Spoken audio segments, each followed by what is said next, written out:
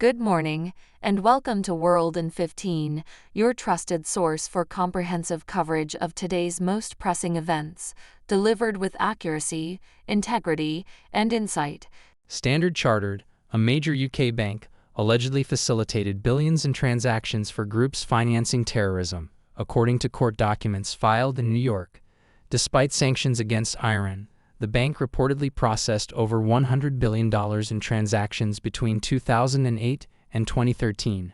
Whistleblower claims suggest these transactions involved individuals and companies linked to Hezbollah, Hamas, Al-Qaeda, and the Taliban. Shall be reporting on this. The bank denies the allegations, stating previous accusations were debunked by U.S. authorities. Standard Chartered has admitted to violating sanctions twice, paying hefty fines, but never acknowledged aiding terrorist organizations. The accusations stem from confidential bank records leaked by whistleblowers, including a former bank executive. These records reportedly detail hundreds of thousands of cloaked transactions hidden within spreadsheets. An independent expert analyzing the data claims these transactions involved Iranian entities and Middle Eastern money changers known to support designated terrorist groups. Further allegations involve processing transactions for a sanctioned Iranian bank and a company supplying bomb materials used by the Taliban. The bank also allegedly facilitated transactions for a Hezbollah financier's front company. Former New York financial regulator Daniel Alter finds the new information disturbing, highlighting the connections to designated terrorist organizations. The twist in the story involves the UK government's intervention. In 2012, facing potential criminal prosecution for money laundering, Standard Chartered received secret backing from the British Chancellor. This intervention reportedly led to a deferred prosecution agreement and a $300 million fine, with no individual executives held accountable. Following these developments, a whistleblower presented evidence suggesting the bank's misconduct continued beyond the admitted timeframe. Standard Chartered faced another deferred prosecution agreement and a larger fine in 2019. The new court filings challenged the U.S. government's claims that the whistleblower information lacked merit. The case remains ongoing. Back to you, John. Thanks for that update. The Epoch Times chief financial officer, Bill Guan, has been arrested on suspicion of involvement in a significant money laundering scheme. We have Anthony reporting on this. Federal prosecutors claim that Guan, aged 61, played a key role in a global effort to launder over $67 million of illicit funds, benefiting both himself and the Epoch Times news outlet.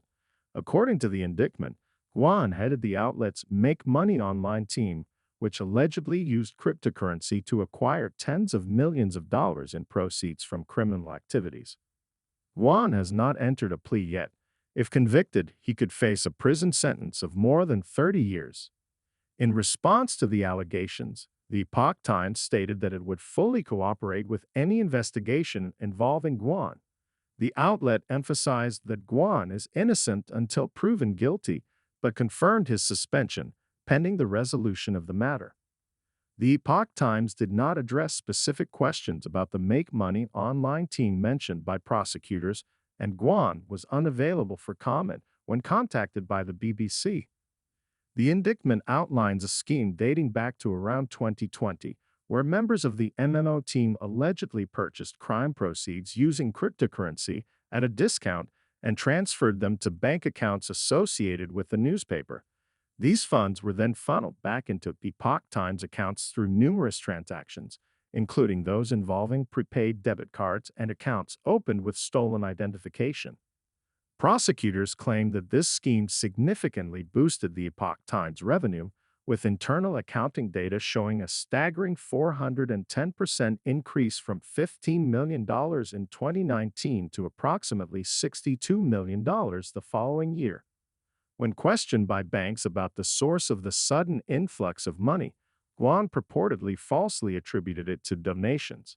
Guan faces charges of conspiracy to commit money laundering and bank fraud.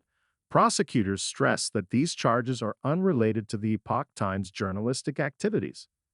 Established in 2000, the Epoch Times began as a small, free newspaper distributed in New York by Chinese Americans associated with the Falun Gong religious group. Over the years, it has evolved into a prominent conservative news organization in the U.S. known for its dissemination of conspiracy theories, right-wing misinformation, and strong opposition to the Chinese Communist Party.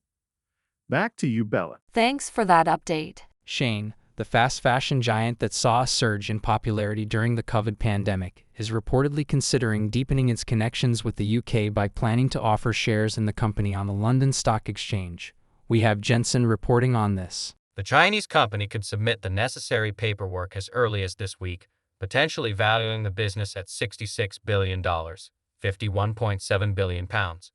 Shein's success is attributed to its strategy of providing a vast array of affordable clothing, often promoted by social media influencers, making it one of the world's largest fashion retailers. However, Shein has faced significant criticism for its environmental practices and allegations of forced labor within its supply chain. A spokesperson for Shein declined to comment on these allegations. In an effort to improve its environmental image, Shein recently launched a resale platform for customers in France with plans to expand to the UK and Germany. This move comes amid heightened scrutiny and challenges in the US, where Shein filed documents last November. Some US lawmakers have expressed concerns about Shein's ties to China, particularly as tensions between Washington and Beijing escalate. Shein relies on numerous third-party suppliers and contract manufacturers based near its headquarters in Guangzhou, China. Opting for a UK listing would be a significant win for the City of London, potentially boosting the country's financial services industry. However, Shein may encounter difficulties due to controversies surrounding its business practices. Filing a prospectus with the Financial Conduct Authority (FCA) is the initial step for Shein to sell shares on the London Stock Exchange. However, this step does not guarantee that the flotation will proceed. Shein's executive chairman, Donald Tang, a former banker for Bear Stearns in Asia, has reportedly met with UK officials to discuss the possibility of listing in London after facing regulatory challenges in the US. The Labour Party emphasized the importance of maintaining high regulatory standards for companies operating in the UK, while AIM Treasury declined to comment on the matter.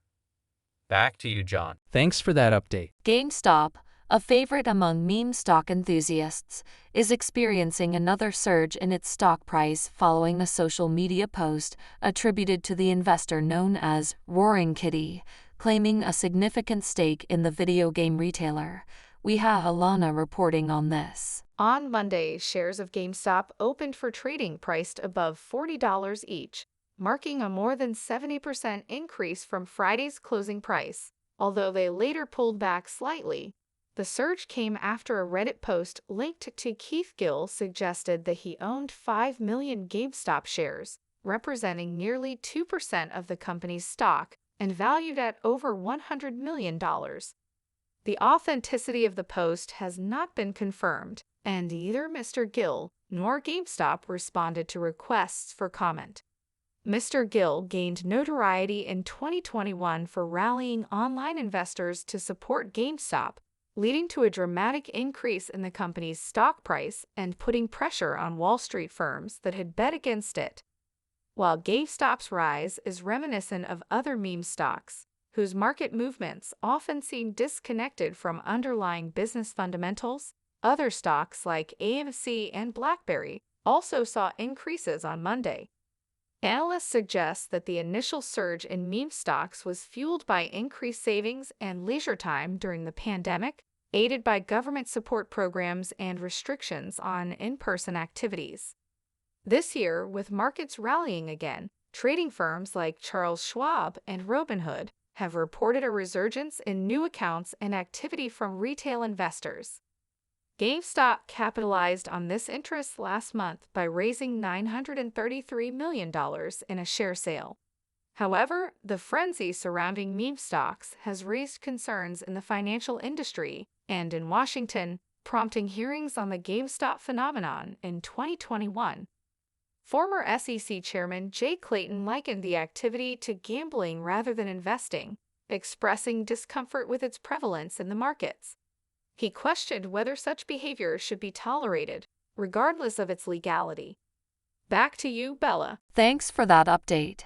A new housing concept called a fourplex is being hailed as a potential solution to Canada's housing shortage, but it's facing significant opposition. We have Jordan reporting on this. Angela Jiang, a resident who moved from a high-rise condo to a fourplex in Toronto, expressed her satisfaction with the transition, citing the more residential neighborhood and absence of elevators. Proponents of fourplexes see them as bridging the gap between large apartment buildings and single-family homes, aiming to address the country's affordable housing crisis. The Canadian government allocated $6 billion to address the housing shortage, with Federal Housing Minister Sean Fraser requiring municipalities to allow fourplexes to access this funding. While some provinces, like British Columbia, have embraced this requirement, others, such as Ontario and Alberta, have opposed it, fearing it would alter the character of existing single-family home neighborhoods. Historically, Toronto prohibited new-build fourplexes until 2023, favoring single-family homes in residential areas. This policy, rooted in classism, aimed to maintain the exclusivity of neighborhoods. However, pressure from the federal government is prompting change, viewing fourplexes as an immediate solution to housing affordability. Despite government support, challenges remain in financing and development. Banks are unfamiliar with financing fourplexes, and developers may prefer larger projects due to financial incentives. Architectural creativity and flexibility, as highlighted by architect Tom Nezik, could make fourplexes more appealing and diverse in design. While the potential of fourplexes to address the housing crisis is recognized, their adoption has been slow. In cities like Toronto and Vancouver, only a few applications for fourplex construction have been submitted so far. Back to you, John. Thanks for that update. Canadian entrepreneur Miles Nadal's extensive collection of sports memorabilia, rare sneakers, and luxury cars, valued at $60 million, £47 million, is set to be auctioned off by Arun Sotheby's. We have Ava reporting on this. Among the notable items are a racing suit signed by former Formula One star Michael Schumacher and 5 classic red Ferraris valued at a total of $20.25 million. Also up for auction is a rare pair of Nike Moon shoes, purchased by Nadal for a record-breaking $437,500 in 2019. These items were part of Nadal's luxury collection, previously showcased at a private museum in Toronto. Nadal, once one of Canada's highest-paid CEOs, explained that he decided to auction off a portion of his collection to create space and donate the proceeds to charity. He expressed a desire to enjoy the fruits of his labor and contribute to making the world a better place. His collection includes a $2 million sneaker collection, acquired after purchasing the Ultimate Sneaker Collection from Sotheby's, featuring iconic sneakers like original Air Jordans, signed by basketball legend Michael Jordan, and Nike pairs inspired by the movie Back to the Future.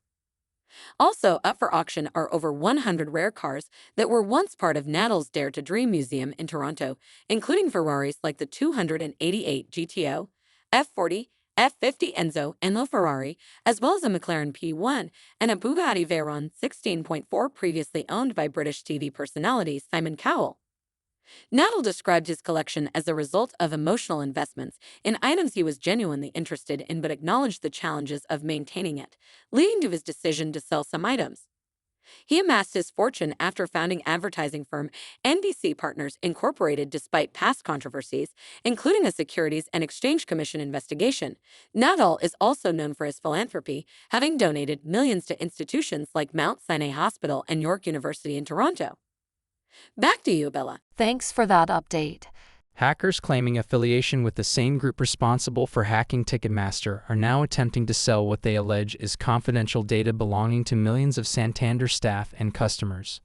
We have Patrick reporting on this. Santander, a bank with a global workforce of 200,000, including approximately 20,000 in the UK, has confirmed that data has indeed been stolen. However, it clarified that UK customer data remains unaffected by the breach. The bank has issued apologies for the concern caused by the breach and is actively reaching out to affected customers and employees.